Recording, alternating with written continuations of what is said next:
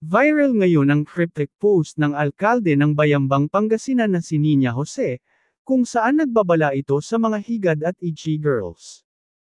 Sa kanyang Facebook account ay nagbahagi ang dating Pinoy Big Brother, ay tila nag-warning ito sa mga taong posibleng umagaw ng kanyang pag-aari.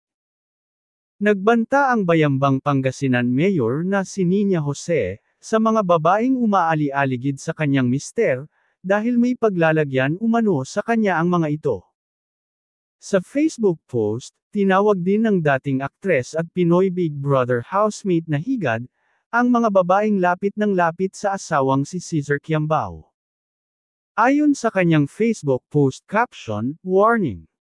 I say this because sa mundong ito, panahon na naman ng mga itchy girls at higad, panimula ni Nina."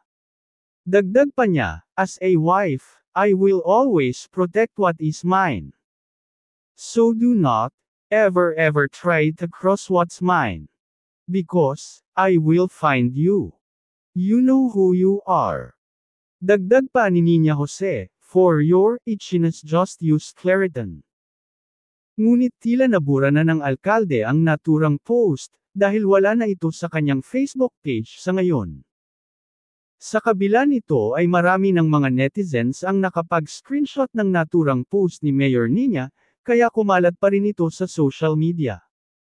Base sa naturang post ay tila may nagbabalak na mang-akit sa kanyang asawa, at tila hindi na nakapagtimpi ang Mayora, kaya nagparinig na ito sa Facebook. Para sa mga hindi aware, ang dating mayor ng Bayambang na si Cesar Kiambao ang hubby ni Nina. Naging usap-usapan rin noon ang pagpapakasal ng dalawa, dahil sa malayong agwat ng kanilang edad. Ngunit para kay Nina, hindi hadlang ang edad pagdating sa pagmamahal. Age ain't nothing but a number when it comes to love. Of course you have to be at the right age in making decisions, but in general love is beyond age, color, and many other things, say noon ng alkalde. Matatanda ang 2017, nang ikasal sina Nina at Cesar. Samantala, wala pa namang paglilinaw ang alkalde, tungkol sa kwento sa likod ng kanyang deleted Facebook post.